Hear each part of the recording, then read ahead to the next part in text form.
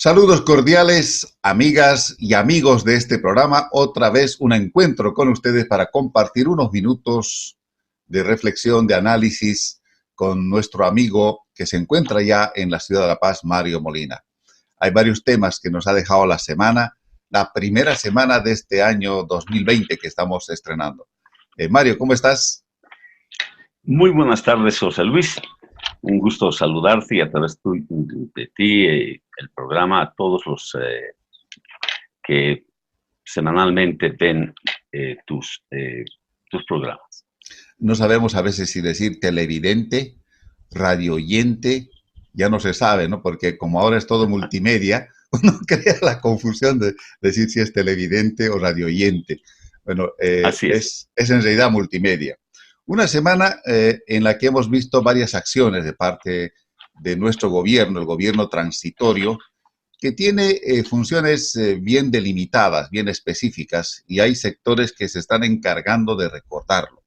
Hay una fecha de manera particular que se está agitando mucho en el ambiente, es el 22 de enero, fecha en la que normalmente se debería haber producido el cambio de gobierno. ¿Cómo ves tú el panorama nacional, Mario? José Luis, mira, yo creo que estamos entrando ya a un carril electoral. Hoy día el Tribunal Supremo Electoral ha determinado que el próximo 13 de mayo es el día que servirá para que los ciudadanos volvamos a ir a sufragar. Esta fecha ya marca un hito sobre el cual ya las cosas se deben ir encarrilando. En ese panorama, yo creo que hay ciertas cosas que son temas de debate en mi criterio que no debieran dispersar la atención de los puntos fundamentales. El feriado de enero, que era la fecha en la cual se debió haber producido el cambio de gobierno o lo que hubiera resultado de la anterior elección, está en la Constitución, de tal manera que formalmente es una fecha planteada. El 22 creo que es la fecha de enero, la fecha en cuestión. Así es, día de la fundación del Estado plurinacional, así está exacto, oficialmente, ¿no? Así es. Es una fecha que está constitucionalmente establecida, pero yo creo que la ciudadanía en su conjunto creo que tiene muchos temas más importantes que si es o no es feriado. Yo creo que hay... Sí, yo lo personal, querido Mario, lo dejaría como está porque no me parece un tema de fondo. El que quiera celebrar ese día que lo haga, están en su derecho.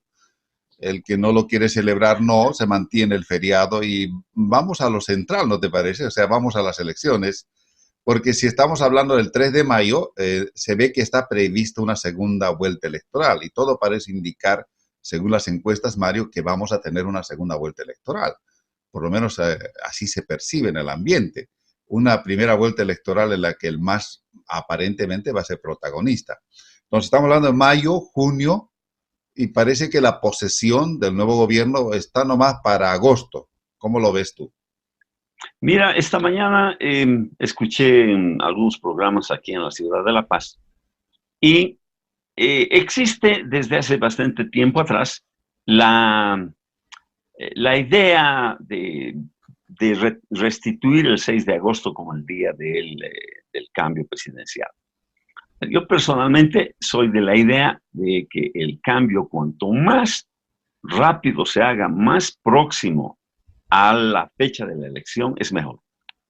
Yo creo que estos cálculos de dejar después una posible segunda vuelta, y si se diera el caso que en una primera vuelta hay elección ya directa del nuevo mandatario o mandataria, creo que el tema de forzar el restituir el 6 de agosto no deja de ser un tema que en mi criterio es superfluo al final respecto de la urgencia de restituir la institucionalidad verazmente constitucional en el país. El otro tema que preocupa es, ¿continúa o no continúa vigente la Asamblea Legislativa Plurinacional? El 22 tendría que terminar de manera formal, pero se está tramitando una ampliación, al igual que el funcionamiento de prácticamente todas las autoridades. ¿Tú qué criterio tienes sobre este tema?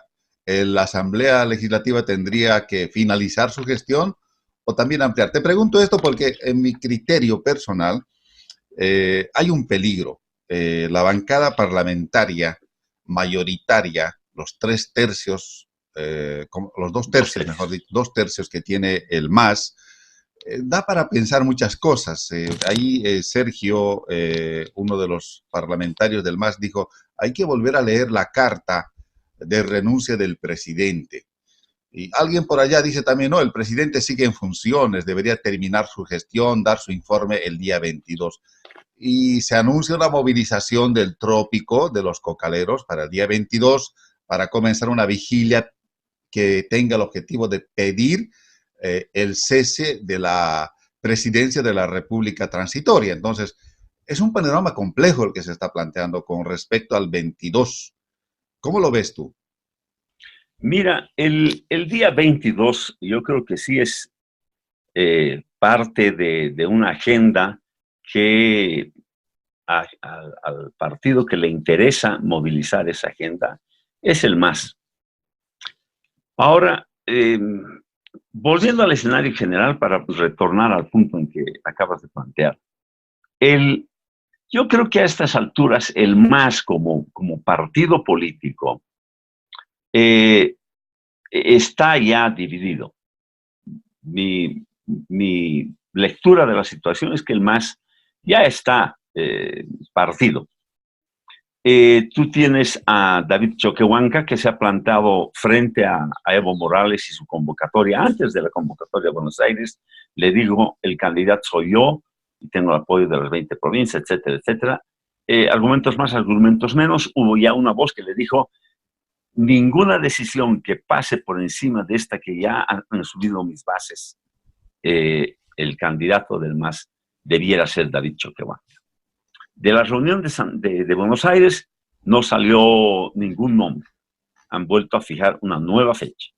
Hace unas horas o días atrás, el ex canciller de Pari anuncia su retorno a Bolivia para ya encaminar el tema electoral.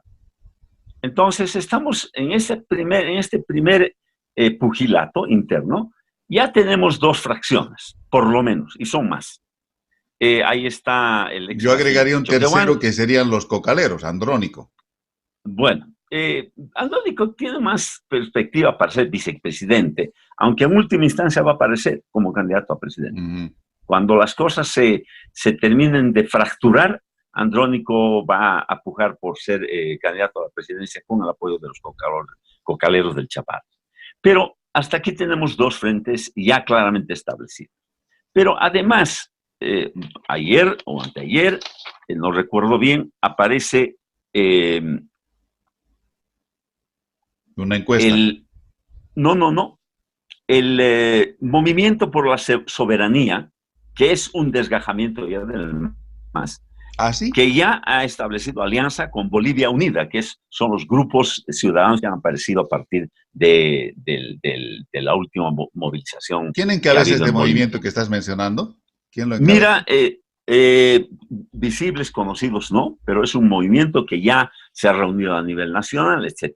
O sea, como fuera, ya aparece otra fracción que proviene del MAS interviniendo, construyendo alguna alternativa electoral.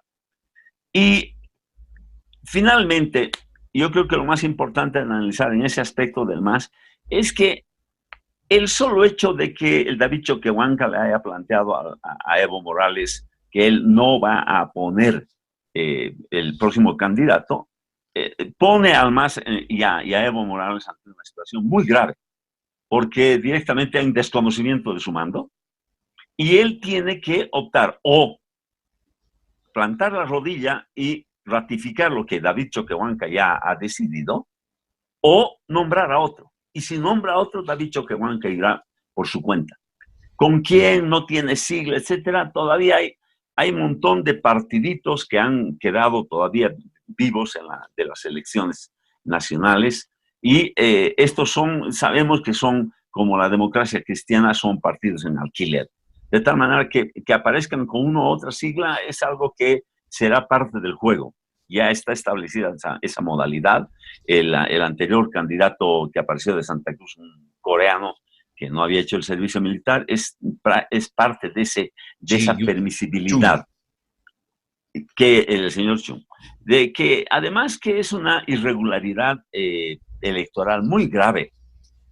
Se supone que una organización política es una estructura que le plantea al país la posibilidad de gobernar detrás de una estructura, un ideario, un programa, etcétera. Y esto está muy lejos de estar, ni siquiera con la fracción del MNR, que le ha dado su apoyo muy tempranamente al candidato de Santa Cruz, el señor Camacho.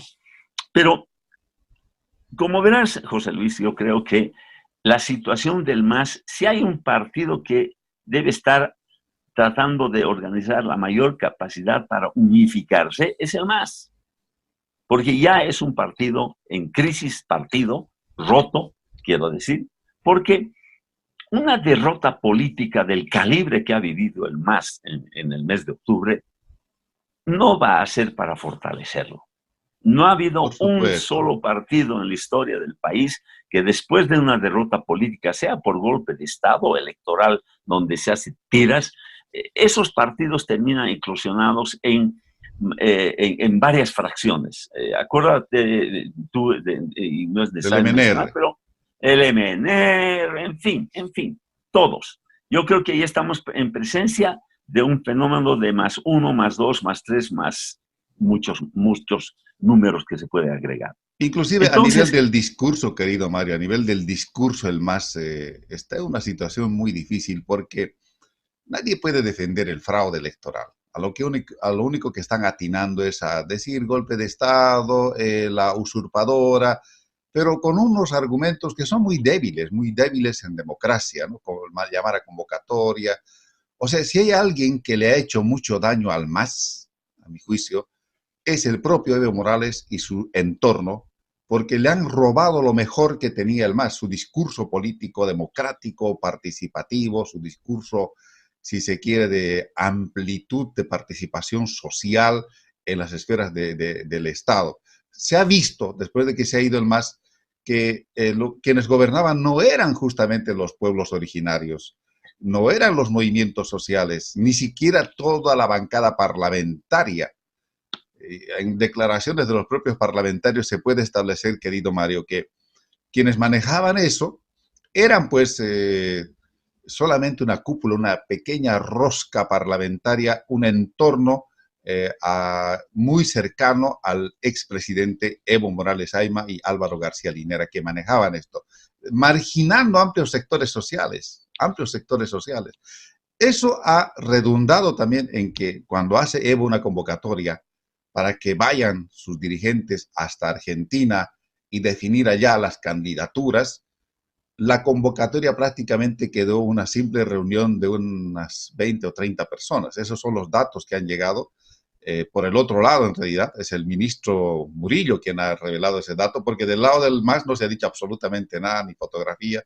Parece que fue tal la vergüenza que no se quiso publicar siquiera de manera profusa cómo fue esa reunión. Entonces, lo que me llama la atención es que ya no hay discurso, ya no hay algo fuerte que puedan decir los militantes del MAS, justamente porque lo que han hecho en la última parte, el último año, los últimos 2 años, es algo que no tiene nombre, es algo que no se puede defender, no puedes tapar el sol con un dedo. Se ha hecho un fraude electoral, se ha gobernado de tal manera que quien quiera que ahora asuma, lo puede hacer mejor, y eso lo está demostrando la presidenta Yanine Áñez, con un poco de sentido común. En tan corto tiempo, 50 días de gestión, ha tomado algunas medidas esenciales y aparece hasta una encuesta que se ha hecho, no sé quién lo ha mandado, porque yo lo puedo leer con mucho entusiasmo en la agencia cubana Prensa Latina, donde dice el MAS lidera encuesta de cara a las elecciones. Así está el título en prensa latina, cuando en realidad quien lidera esa encuesta, porque el MAS no tiene candidato, es Yanine Áñez, que está casi con el 16% en esa encuesta, ¿no? No sé quién la hizo aquí en Bolivia esa encuesta. A mí, en lo personal, no me inspira mucha confianza todavía esta encuesta. Tiene que ser en base a candidatos, desde mi punto de vista, ¿no? Entonces, no hay un referente, como tú dices, una dirigencia que le pueda reponer algo del discurso que tenía el MAS. Yo los veo sin Mira, argumentos. yo coincido con el hecho de que el MAS ha perdido discurso, ha perdido posición. El MAS es un partido destrozado ya. Eh, yo creo que hay todavía un respiro, pero que como vaya a concurrir a las elecciones, es como se va a perfilar su eclosión. De tal manera que hoy día usar el más y el peligro de que vuelva el epíteto que puso la señora Áñez fue desafortunado, de salvajes, pero yo creo que es usar al más como espantapájaros. Yo creo que la desesperación por conformar un bloque único, etcétera, es, yo creo, simplemente restituir una hegemonía política por parte de la derecha boliviana, de los sectores más conservadores, que han perdido hace muchísimas décadas atrás. Yo creo que hoy día se perfila una candidatura, nos guste o no, va a ser plural. Yo creo que hay varios candidatos ya que están en carrera y no van a salir de ella, pese a los esfuerzos que se hace. Yo creo que el último esfuerzo es las gotas de Poxipol que han puesto a Camacho y a Pumari, que ya es tardía. En mi criterio es una unificación formal tardía, porque los que aparecieron dándoles el respaldo en un principio como un cheque en blanco, todos le han ido retirando ya el apoyo. Hablemos de un factor político que ha intervenido ya en política en América Latina, en el mundo y en Bolivia claramente. La Iglesia Metodista ya es una internacional metodista. Esto ya no tenemos que, evangélica, ya no tenemos que ser ciegos de no ver esa realidad. Dirigentes de la Iglesia Metodista estuvieron en Santa Cruz en el Cabildo cuando se anunciaron las 48 horas, y la misma gente hoy día ya no le da la confianza al señor Camacho, habida cuenta sus desaciertos, pero absolutos. Pero en última instancia, José Luis, en mi criterio, la carta última que tienen los sectores, especialmente del Oriente, económicos, de políticos aglutinados alrededor del ex candidato del partido del gobernador de Santa Cruz. Ese partido que está gobernando Bolivia siendo una minoría, Unidad Democrática, muy chiquitita, es claro. Unidad Democrática, tiene en la señora Áñez, Yanine Áñez, la carta de recambio perfecta. Yo creo que más temprano que tarde, cuando las cosas se vean que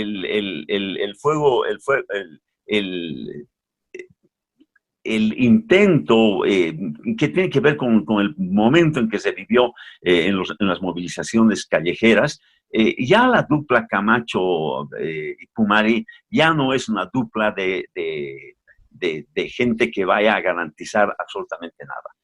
Yo creo que los que impulsaron esa dupla a un principio, estos señores se encargaron de hacer tiras su propia imagen sin que nadie intervenga, tienen la carta de recambio en la propia presidenta Yanine Áñez. Yo creo que al final ella es quien va a aparecer, en mi criterio, en la carrera electoral. Ahora, están de por medio, además, Mesa, están entre los que el propio Óscar Ortiz, yo creo que es una persona que se ha repuesto su experiencia como político siendo oriental. Yo creo que él va a jugar todavía cartas. Tuto Quiroga, ya le han dicho públicamente a una senadora que es muy allegada a él, una diputada, le ha dicho, señor Quiroga, no candidatee usted porque no es el momento, etcétera, etcétera, porque Tuto Quiroga indudablemente está detrás de restituir su imagen, su figura, como una figura potable electoralmente hablando. ¿Qué razones lo llevarán al señor Tuto Quiroga a pensar que eso puede ser así? No sé. Lo cierto es que él está metido en este baile también de entrar a las elecciones. Luego tienes, habíamos dicho a Carlos Mesa, que está todavía en la cartelera, y no nos olvidemos de Samuel Doria Medina, que no se va a jubilar por el solo hecho de no haber participado con sigla propia en la anterior elección. Ya, hasta el momento no ha dicho nada, ¿no? Hasta el momento no ha dicho nada. Lo que ha dicho es que el señor Camacho y el señor Pumari no garantizan nada y que deben ser candidatos mucho más nacionales. Eso ya ha dicho, y con eso yo creo que está ingresando a poner sus propias fichas. ¿Se repetirá? De ninguna manera se van a poder repetir los resultados electorales que hemos visto en octubre. Yo creo que el señor Mesa no vuelve a tener el número de votación que tuvo, pero no más. ¿Será? Ya no tendrá. ¿Será? Te digo porque yo tengo mis dudas, querido Mario. Hay alguna gente aquí en Santa Cruz que dice, parece que vamos a tener que ir nomás por el voto útil, porque como no hay una unidad de parte de los opositores, lo que sí no hay es un análisis profundo de las posiciones políticas, de los planteamientos, ¿no? Por ejemplo, a mi modesto entender, se habla mucho de la derecha o de la izquierda. Creo que en el país no hay una derecha, por lo menos así, abierta, clara, como yo veo en Chile, como yo veo en otros países, donde dicen nosotros somos una propuesta empresarial, planteamos esto y esto, este modelo económico para el país. No hay una derecha así pura, como tampoco hay una izquierda muy pura. Por ejemplo, yo lo veo a más posiciones de socialdemócratas como Carlos Mesa, que está en una posición de centro-izquierda, ¿no? Yanine Áñez, no sé si es la derecha o la izquierda, no tengo una posición, pero sí, Óscar Ortiz es una propuesta empresarial. Pero en sus propuestas no ha habido, ¿cómo te digo?, un programa de gobierno que plantee un programa de derecha, así como, o tal vez yo estoy equivocado. ¿Cómo lo ves tú? Mira, yo creo que lo que acabas de señalar es la gran falencia en la política boliviana de este momento. O sea, hasta ahora no sabemos quién plantea qué. Y ojalá que en estos meses que vengan, la sociedad ahora se encargue de preguntarles exactamente qué va a ocurrir. ¿Qué es lo que piensan con los recursos naturales? ¿Qué es lo que piensan hacer con el litio, con el mutún? ¿Qué piensan hacer con el gas natural? ¿Qué piensan hacer con las grandes empresas estratégicas estatales? En fin, yo creo que ¿qué van a hacer con los micro y pequeños productores del área rural, el comercio, los pequeños empresarios? No tenemos hasta ahora nadie que señale una ruta de trabajo en la economía del país. Esta es una falencia absoluta. Y esto es tremendamente peligroso, José Luis, porque yo creo que sí hay un partido claramente ubicado en su papel, y es el Partido de los Demócratas, liderado por el gobernador de Santa Cruz. Yo creo que es una opción muy clara que viene desde la época mucho antes de Banzer. El famoso modelo cruceño de desarrollo obedece a un ideario económico que plantean para todo el país. Es el único partido que sabemos qué es lo que dice, y no es, en mi criterio, no se podía ni siquiera tú sabes qué intereses defiende, de dónde viene. Así es, y no creo que haya que confundirse si es de izquierda o de derecha. Yo creo que demócratas en ese sentido no hay por qué seguir discutiendo el tema, es un partido de la derecha boliviana. Pero esta además, confusión, Mario, también hay en el campo de la izquierda, Mario. Por ejemplo, uno pregunta y dice, ¿quién es izquierda? ¿El MAS? No. Pero dejando el punto aparte de lo anterior, yo creo que en el caso de la derecha boliviana o los sectores más conservadores tenemos claridad quiénes son quiénes. Y también del señor Mesa. Yo te quiero decir, ¿cuál ha sido la última actuación política del señor Mesa? Ha sido de vicepresidente de Goni Sánchez de Lozada. Su interinato no le permitió formular nada. Y hoy día aparece en elecciones sin haber tenido oportunidad de esclarecer claramente su posición ideológica, política y económica. Porque la emergencia de la anterior votación fue el voto útil. Por esos derroteros nos hemos movido. Hoy día tenemos 4 meses y en esos 4 meses debiéramos hacer un esfuerzo de exigir que todos pongan las cartas sobre la mesa para que el ciudadano sepa conscientemente, por lo menos informadamente, por quién votar. Así es. En el caso de Carlos Mesa, yo lo que veo, desde mi punto de vista, es que trata de ser un intermedio entre la izquierda, entre lo socializante, el discurso socialista, y digamos, entre el otro extremo que sería todo privatización, toda empresa privada, que el Estado no haga nada. Se parece como un intermedio, por lo menos plantea de manera formal en varias de sus declaraciones que hay que rescatar lo bueno que hizo el MAS, dice, para en base a eso construir. Yo lo veo como una propuesta gradualista, de hacer un cambio gradual. En cambio, la propuesta de Ortiz, la propuesta de lo que aquí se llama la derecha, es ir avanzando al otro lado, hay que sacar al Estado de ese manejo, ¿no? Y al otro extremo está pues la gente que se dice socialista, pero que en realidad, a mi juicio, es más bien gente estatista, plantea un capitalismo de Estado en la que el Estado debe hacerlo absolutamente todo, el Estado debe hacerse cargo de las empresas.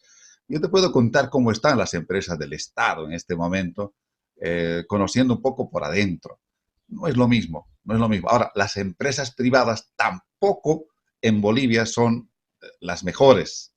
Tienen una serie de deficiencias. Las empresas privadas bolivianas crecen al amparo del Estado también. Si no le venden al Estado, si el Estado no es su cliente, no tienen cliente. No son empresas totalmente competitivas en varios rubros.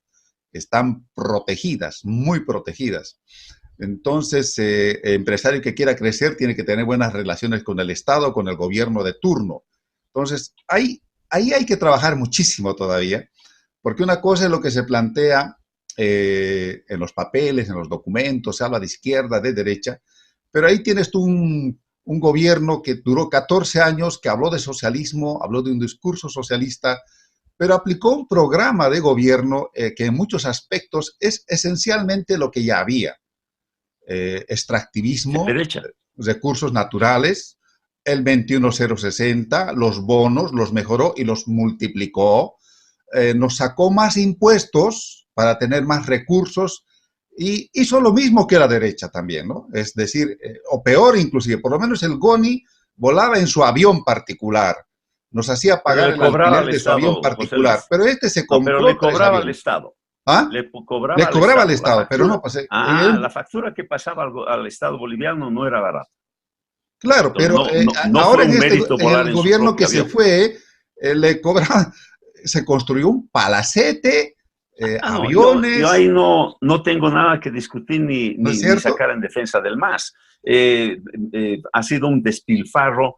Yo creo que uno de los peores Cayeron en errores lo que que ha se cometido el criticó, MAS, cayeron en lo que se peor criticó. aún, peor aún, peor aún. Yo creo que uno de los peores errores que ha cometido a la distancia es no haber atendido la salud desde el primer día de gobierno. Exacto, o Esa la fue una de las educación, facturas hermano. más duras que le ha pasado a la ciudadanía boliviana, amén de muchas otras cosas más.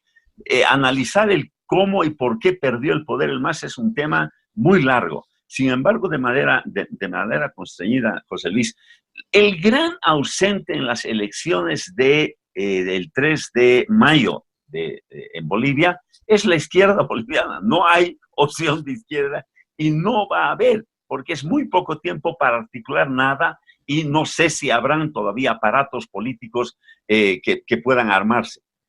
Yo creo que al fin y al cabo el MAS ha sido una contradicción, pero que no nos debemos asombrar, José Luis. Mira, yo creo que la historia moderna política boliviana a partir de mediados del siglo pasado, hace más de 50 años, casi ya 70 años atrás, José Luis, el gran actor de la política boliviana es el movimientismo que en 3 oportunidades nos ha conducido a debacles económicas absoluta corrupción, que es el sino de estos tres grandes momentos, y el haber terminado con un desprestigio social incontrolable. Estoy hablando del movimiento nacionalista revolucionario del 52, que termina con el último gobierno de Paz Estenssoro, deshaciendo todo lo que hizo. Y ya no hablemos del último gobierno de Paz Estenssoro, que es la restitución, el 21060. No nos olvidemos quién fue el que introdujo el modelo neoliberal más secante que ha tenido el país, el MNR. Fondo Monetario Internacional, total. Así es. O sea, terminó deshaciendo todo lo que hizo el 52. Luego tenemos el movimiento, otra vez, el movimiento de la izquierda revolucionaria, el MIR, que en su teoría del entronque se afilió, se juntó con una fracción, ¿no?, del MNR. Sonaba muy lindo. ¿Y dónde terminó aquello? En una corrupción galopante que no pudieron hasta el día de hoy, es decir, ni volverse a parar, al punto que han perdido su sigla sin pena ni gloria. Narcovínculos, Pozo Chavarría, lo mismo que ahora, lo mismo que ahora. Chapo Guzmán, narcovínculos, es increíble. Y hoy día, José Luis, tenemos exactamente el mismo fenómeno, el movimiento al socialismo, que en los tres casos, si te das cuenta, nunca tuvieron un programa de gobierno claro. Se orientaron por la veleta de los vientos, viendo por dónde mejor soplaba, y es ahí donde han terminado. La diferencia de años en el gobierno, que el único mérito que cree tener Evo Morales es de haber gobernado más tiempo que Paz Estenssoro. Es pírrica, es un récord tonto, porque lo que sí no ha cambiado es que han seguido existiendo exactamente los mismos idearios del populismo, del MNR, del MIR y ahora del MAS. Hemos terminado exactamente igual. Y es esto, yo creo, lo que tenemos que reconocer los bolivianos, así como la Argentina tiene un tremendo problema, o como se quiera ver en la Argentina, con el peronismo. En México tú tienes el otro extremo, que han sido un gobierno de 80 años en el poder, que ha sido el PRI. Así es. Y en Bolivia el populismo es el caudillismo, movimentista. El caudillismo. Sí, todos son caudillistas, y el movimentismo, yo creo que al fin y al cabo es el gran óbice para la política boliviana. Al fin de cuentas nos ha conducido a callejones sin salida, de donde siempre terminamos revolcados de una manera muy, muy dura. La economía de Bolivia no va a mejorar, eso ya sabemos, debemos prepararnos, y los antecedentes son lo que ha pasado en octubre. La sociedad no solamente quiere estabilidad económica, requiere de un montón de cosas que hacen a la vida democrática de un país. Entonces, José Luis, yo creo que en este terreno yo me animo a decirte, José Luis, que no ha ocurrido algo nuevo en términos históricos. El MAS no es la última expresión del apoyo a los indígenas. El 52, José Luis, tú y yo somos generación post-52 apenas. Nos hemos amamantado en los primeros años de política de lo que fue la revolución del 52. Somos parte de esa generación, de tal manera que por lo menos a nosotros somos hijos del Mancerato. No nos pueden decir que esto es único y nunca ocurrió. Yo reconozco, mirando 70 años atrás en la historia de Bolivia, una recurrente presencia de un populismo que no tiene programa, que al final se desborda por los peores errores, que es la desacreditación política, las rupturas democráticas y, al fin y al cabo, hacer tiras la economía del país con absoluta presidencia de controles y fiscalización, y eso termina en una corrupción galopante que es inocultable. Querido Mario, siempre es un placer conversar contigo. El tiempo ha transcurrido. Creo que es momento de despedirnos hasta la próxima semana. Muy bien, pues, José Luis. Buen descanso.